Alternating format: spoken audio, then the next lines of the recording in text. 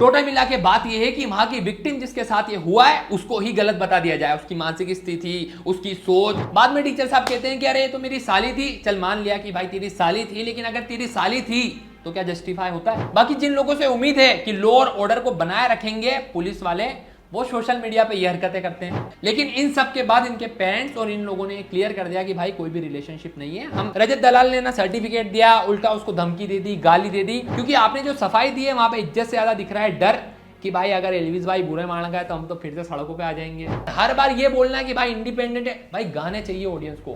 Hello जी, internet panchayat के part 1 और part 2 पे जिस तरीके का तुम लोगों ने सपोर्ट दिखाया है, उसके बाद मैंने डिसाइड किया है कि हर संडे 12 बजे हम इसका एक नया एपिसोड डाल दिया करेंगे। जिन लोगों को इसके बारे में नहीं पता, सोशल मीडिया पे जितनी भी कंट्रोवर्सीज और ट्रेंड्स चल रहे हैं उसके ऊपर सिर्फ 50 सेकंड को छोड़ के तुम लोगों को एकदम सटीक ओपिनियन कि भैया कंट्रोवर्सी क्या है और उसके बारे में पूरी इंफॉर्मेशन मिल जाया करेगी। क्योंकि देखो भैया, मैं इंदौर से हूं, मुझे हर चीज की पंचायत रहती है।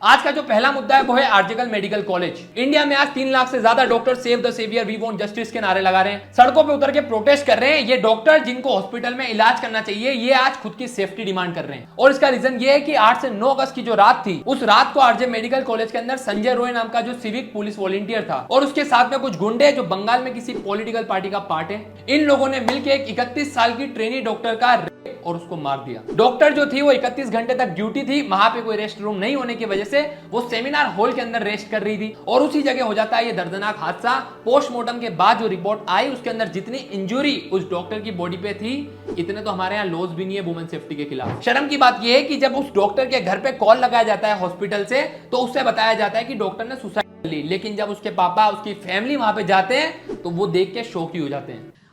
उन बच्ची का शरीर में कोई कपड़ा नहीं था, पैर दोनों राइट एंगल में मिला गया, राइट एंगल में, एक पांव बेड के इस तरफ, एक पांव बेड के इस तरफ मिला गया। ये पूरा इंटरव्यू इतना दर्दनाक है कि मैं तुम लोगों को दिखाना नहीं चाहता, लेकिन सोचो कि जो सुनने में इतना डरावना है तो ऐसा किसी के साथ हुआ है। अब जब ये इंसिडेंट हुआ तो लोग उतर जाते हैं सड़क पर प्रोटेस्ट करने, सीबीआई से जांच की मांग करने, नेशनल मीडिया को 24 घंटे टीवी पे चलाने के लिए कंटेंट मिल जाता है, पुलिस और सिस्टम अपनी सफाई देने में लग जाते हैं, पॉलिटिशियन जो है उसकी फैमिली से मिलने लग जाते हैं और एट द एंड केस को जो है वो फास्ट ट्रैक कोर्ट के पास में भेज दिया जाता है। हम लोगों ने इस तरीके के जो इंसिडेंट होते हैं उसकी रूट कॉज जानने की बजाय इस तरीके के इंसिडेंट से निपटने के लिए भैया एक पैटर्न बना रखा है। इंटरनेट पे लोग इस केस को निर्भया 2.0 बोल रहे हैं, जो कि शर्म की बात है। मतलब 2012 से 2024 आ गया, हम निर्भया को बचाने की जगह है उसका रिकैप बना रहे हैं। ये वेब सीरीज है, सब लोग मिलकर बस एक टारगेट ढूंढ रहे हैं कि इसको शूट करो और भैया मुद्दा खत्म करो है, लेकिन इसका रूट कॉज जानना बहुत ज्यादा जरूरी है। यहाँ पे असली क्रिमिनल संजय रॉय नहीं, उसकी जैसी मानसिकता रखने वाले लोग हैं। पुलिस और रिपोर्ट के अकॉर्डिंग इस बंदे की 4 बार शादी हो चुकी है, जिसमें से 3 बार इसकी बीवियों ने इसको तलाक दे दिया इसके बुरे बिहेवियर की वजह से। इसके पड़ोसी बताते हैं कि आए दिन नशा करके आता है, लड़कियों को ऑब्जेक्ट की तरह, खिलौनों की तरह देखता है। और शायद मेरी बातें तुम्हें बुरी लगे, लेकिन इन सबके पीछे हाथ है सोसाइटी का, क्योंकि इस सोसाइटी के अंदर काफी सारे लोग हैं जो तुम्हारे दिमाग में फिट करेंगे कि लड़कियों को कैसे रहना चाहिए, कैसे कपड़े पहनना चाहिए, उनको इतनी रात को घूमना नहीं चाहिए। जिस हॉस्पिटल के अंदर ये कांड हुआ, वहां के प्रिंसिपल संजय घोष से जब इस इंसिडेंट के बारे में पूछा तो वो कहता है कि इतनी रात को डॉक्टर को घूमना ही नहीं चाहिए। हॉस्पिटल वाले इस बात को दबाने के लिए कहते थे जो विक्टिम थी डॉक्टर, वो साइकेट्रिक पेशेंट थी। कहने का मतलब यह है कि क्रिमिनल जो पूरी जिंदगी लड़कियों को ऑब्जेक्ट की तरह देखता रहा, उसकी मानसिकता पे उसके ऊपर किसी ने सवाल नहीं उठाए। लेकिन एक लड़की है जो डॉक्टर बनी अपनी मेहनत करके है, इतने लोगों का इलाज कर रही है, उसकी दिमागी हालत पे इन लोगों ने क्वेश्चन उठा दी जिसके साथ गलत हुआ है। वहां के प्रिंसिपल ने जब रेजिग्नेशन दिया इस इंसिडेंट के बाद, तो वहां की गवर्नमेंट ने उसका रेजिग्नेशन कैंसिल करके उसका ट्रांसफर कर दिया दूसरे हॉस्पिटल में। और इससे ज्यादा शर्म की बात है कि इंडिपेंडेंस डे के दिन जितने भी डॉक्टर, स्टूडेंट, वहां के लोग प्रोटेस्ट कर रहे हैं, कुछ गुंडे आते हैं, उन लोगों को मारते हैं, उनका प्रोटेस्ट तोड़ते हैं और जितने भी एविडेंस थे हॉस्पिटल में वो सब हटा देते हैं। मेरा सवाल ये है कि ये जो लोग बातें कर रहे हैं कि भैया वो रात में घूम रही थी, क्यों? रेप दिन में नहीं होते।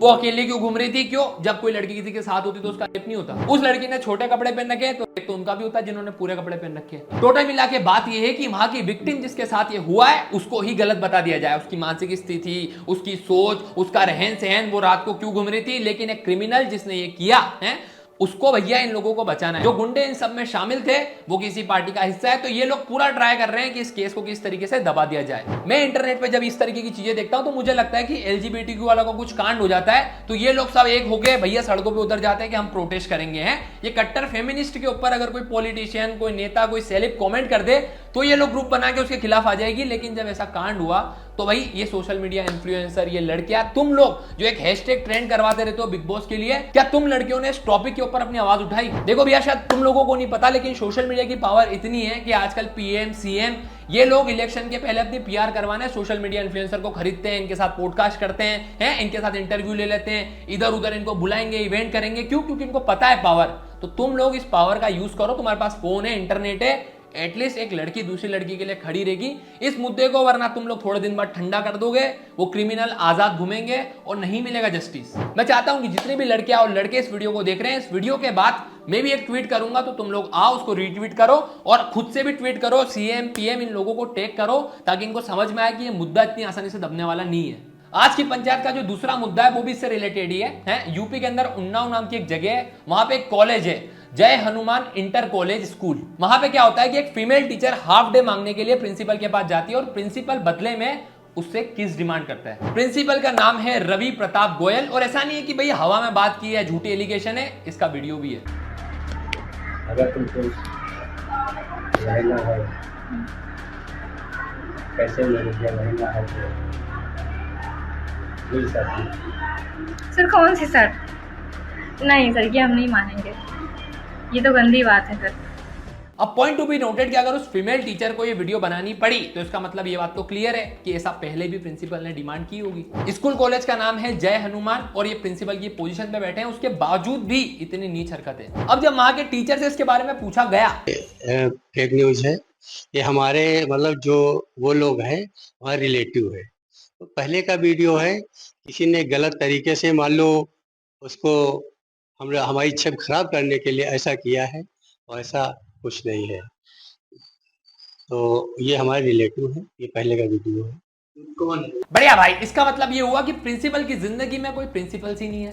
अभी तक इस टीचर के खिलाफ कोई भी एक्शन नहीं लिया गया। भाई साहब कह रहे हैं कि ये फेक न्यूज है, फेक वीडियो है। हाँ भाई, तेरी वीडियो कोई एआई से बनाएगा। बाद में टीचर साहब कहते हैं कि अरे ये तो मेरी साली थी। चल मान लिया कि भाई तेरी साली थी, लेकिन अगर तेरी साली थी तो क्या जस्टिफाई होता है? लेकिन प्रॉब्लम क्या है कि एक प्रिंसिपल अपनी पावर को मिसयूज करता है, अपनी कोवर्कर को परेशान करता है, लेकिन सोशल मीडिया पे लोग इस प्रिंसिपल और इस इंसिडेंट पे मीम्स बना रहे हैं। और ऐसी ही सोच रखने वाले लोग जब और ओछी हरकतें कर दे तो फिर ये आ जाते हैं भाई सोशल मीडिया वाले लोग कि भाई अब प्रोटेस्ट करो। बाकी जिन लोगों से उम्मीद है कि लॉ और ऑर्डर को बनाए रखेंगे पुलिस वाले, वो सोशल मीडिया पे ये हरकतें करते हैं।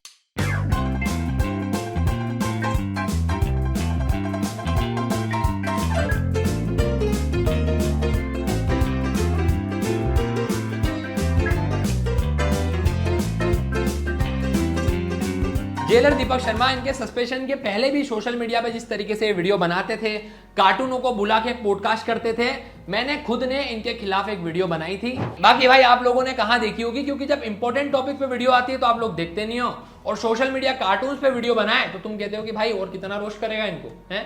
तो लिंक डिस्क्रिप्शन में डाल दूंगा इस वीडियो की, तुम लोग देख सकते हो अगर तुमको इनके बारे में इंटरेस्ट है।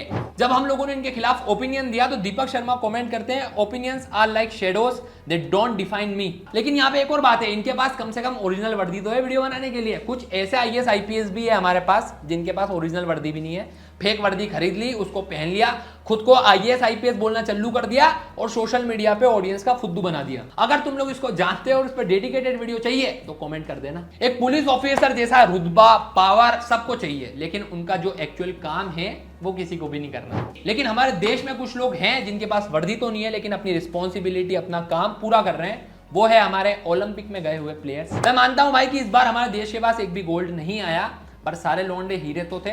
लेकिन कुछ होलसम मोमेंट जो इस सीरियस वीडियो के अंदर मैं तुमको दिखाना चाहूंगा, जो मुझे पर्सनली सोशल मीडिया पे बहुत पसंद आए। चांदी के तारों से रिश्ता बुनेंगे हम, कस्में और वादे साथ में पूरे करेंगे हम। चांदी के तारों से रिश्ता बुनेंगे हम, कस्में और वादे साथ में पूरे करेंगे हम। तेरे संग साथ फेरे फेरे भर लो बाहों में मेरे, कह दो ना इन होलसम मोमेंट के बीच मनु भाकर और नीरज चोपड़ा के कुछ वीडियोस आते हैं सोशल मीडिया पे। लोग कमेंट करते हैं कि manifesting there marriage. Memes pages ले लो या न्यूज चैनल ले लो, सभी तरफ इन लोगों ने 2 मिनट बात करी, इनके शादी के रिलेशनशिप के रूमर्स ही उठ गए। लेकिन इन सब के बाद इनके पेरेंट्स और इन लोगों ने क्लियर कर दिया कि भाई कोई भी रिलेशनशिप नहीं है, हम प्लेयर की तरह कभी कभी किसी जगह मिल लेते हैं, उससे ज्यादा कुछ नहीं है। हमारे देश को नीरज चोपड़ा से इतनी ज्यादा एक्सपेक्टेशन थी कि भैया ये गोल्ड लेके ही आएगा कि अब वो अपने रजत से खुश नहीं है, और वहीं पे पूरा इंटरनेट रजत दलाल से भी खुश नहीं है। हर बार रजत कुछ ना कुछ अपना नया कांड लेके आ जाता है। इस बार रोहित सिंह करके एक इन्फ्लुएंसर है, उसने रजत पे एलिगेशन लगाया कि इसने किसी कोर्स के नाम पे, ट्रेनिंग के नाम पे मेरे से 60,000 रुपए लिए, लेकिन ना बदले में ट्रेनिंग दी ना कोई कोर्स। रोहित के अकॉर्डिंग कोर्स के साथ में सर्टिफिकेट की बात हुई। अब तुम लोग में से जितने भी लोग ऑनलाइन कोर्सेज करते हो, तुम्हें पता है कि भाई सर्टिफिकेट की वैल्यू होती है, वो रेज्यूमे में कहीं पे ऐड किया जा सकता है। लेकिन रजत दलाल ने भाई सर्टिफिकेट तो छोड़ो, कॉल भी नहीं उठाया, उल्टा इसको गालियां भी दी। 2-3 लोग थे जिन्होंने मेरे मम्मी पापा को बहुत उल्टा सीधा बोल दिया था फोन करके, तो उन लोगों के लिए स्पेशल है कि ना तो आपको रिफंड मिलेगा ना आपको रिवर्ट मिलेगा। भाई रजत जिसके ऊपर आरोप लगा रहा है वो मैं ही हूँ, और मैंने इसके माँ बाप से क्या बात करी है उसकी एक वीडियो तो मैंने पहले डाल चुकी है, और एक अभी यहाँ डाल रहा हूँ, वो आप चेक कर लो। हाँ जी, तो उनसे बात करनी थी, मैं उनका क्लाइंट बोल रहा हूँ, उनसे कोचिंग लेता था। बात क्या है? अभी तो सो रहा है बेटे। सो रहा है अंकल? मैं क्लाइंट हूँ।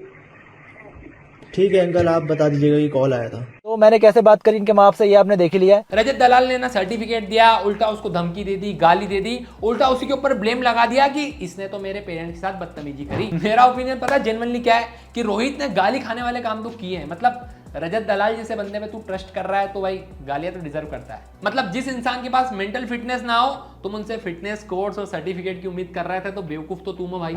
अब रोहित भाई ने पुलिस कंप्लेंट तो कर दी है, लेकिन मेरा सजेशन ये है कि भाई मैं एक पुलिस वाला IAS IPS तेरे को सजेस्ट करता हूँ, ये तेरी हेल्प कर सकते हैं भाई। अब देखो भाई, सभी लोगों को ना जिंदगी में कभी ना कभी ये समझ में आ जाना चाहिए कि कौन आपकी जिंदगी में आपको यूज कर रहा है या सच में आपका दोस्त है। अभी एल्विस के जो फ्रेंड है कटारिया, उनके ब्लॉग के अंदर उनकी मेहरारू, उनकी बंदी, उनकी गर्लफ्रेंड ने एल्विस यादव को छपरी बोल दिया था। इस बारी बस सिंगल लाइफ चल रही थी, मुझे तो पता ही नहीं था ऐसा होता भी है। मैं छपरी पर चलो कोई बात नहीं। अब भाई इस इंसिडेंट के बाद क्या होता है भाई, कटारिया भाई अपनी सफाई में लग गया भाई कि मैंने को नहीं बोलियो भाई। उन लोगों को एक वीडियो में साउंड हो रहा था छपरी, पहली बात तो छपरी नहीं था, उसने पिछली बोला था, और ये वर्ड लगा के सुनो एक बार। नहीं था ये क्लियर करने का, क्योंकि हम तो वैसे बोल भी नहीं सकते मजाक मस्ती में भी ये सब बातें जो तुम्हें लग रही हैं। आप लोग मिसअंडरस्टैंड ना करो उस चीज़ को। मेरे को भी पहले वही सुनाई दिया था, पर जब पता लगी तो भाई इतना मुझे विश्वास है। और रही बात उन चीज़ों की कि बोलना होता तो भाई हम वैसे भी बोलते, ठीक है, समझ रहे हो ना। मैं व्लॉग में क्यों डालता जानबूझ के। अब इस कांड के बाद ट्विटर स्पेस में बहुत कांड हुआ, कुछ रैंडम सेना ने भी बोला, किसी ने क्या बोला, लेकिन मेरा कहना बस ये है कि भाई अगर आप किसी की इज्जत करते हो, आप किसी के दोस्त हो, तो दिल से इज्जत करो भाई, डर के मत करो। क्योंकि आपने जो सफाई दी है वहां पे इज्जत से ज्यादा दिख रहा है डर, कि भाई अगर एल्विस भाई बुरे मान गए तो हम तो फिर से सड़कों पे आ जाएंगे, जो कि सच है।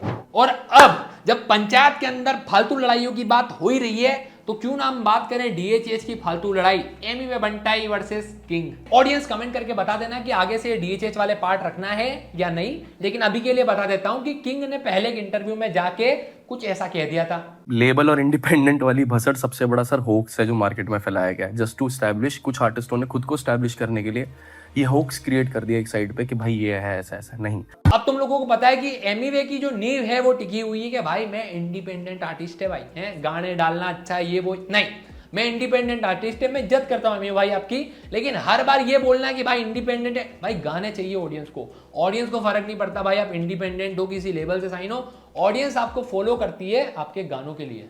खैर, लेकिन हम इज्जत करते हैं कि भाई वो इंडिपेंडेंटली ग्रो करा, तो भाई को आदत है भाई इंटरव्यू के अंदर कोई कुछ बकचोदी करता तो डिस्ट्रैक्ट बनाने की, तो भाई ने डेडिकेटेड एक पूरा डिस्ट्रैक्ट बनाया था। अब उस डेडिकेटेड डिस्ट्रैक्ट पे किंग की जो नई एल्बम है उसके अंदर एक गाना है MC Stan के साथ, उसमें उसने 1-2 लाइन में जवाब दे दिया कि यूट्यूब रैपर ने जब घर बैठ के मेरे को डिस किया तो उस दिन अपन भाई बढ़िया चार्ट्स में पहुंच गए थे, अपने तो नंबर बढ़े हैं भाई। अब यहाँ पे सटीक बात की जाए तो एमीवे भाई जब तेरे को उसके इंटरव्यू पसंद नहीं आया, तेने उसके ऊपर डिस्ट्रैक्ट बना दिए, तो वो बंदा तेरे डिस्ट्रैक्ट के ऊपर 1-2 लाइन मार सकता है, लेकिन भाई यहाँ पे आप फोकट की कंट्रोवर्सी, फोकट के डिस्ट्रैक्ट बना के मतलब खुद की लेगेसी खराब कर रहे हो भाई। मैं एमी बंटाई का हेटर नहीं हूं, मैं उसके कई गाने आउटरो पे भी लगाता था, तुमको पता है, लेकिन प्रॉब्लम ये है कि यहाँ पे आप अभी जबरदस्ती उड़ती लकड़ी अपनी गैंड में ले रहे हो, तो नहीं।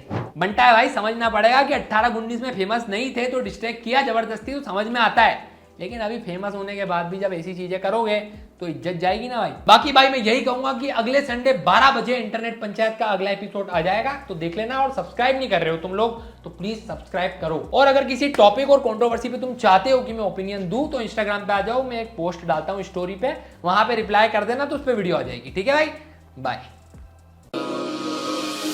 उड़ जा परिंदे के लौट के आने वाला नहीं वो, उड़ जा परिंदे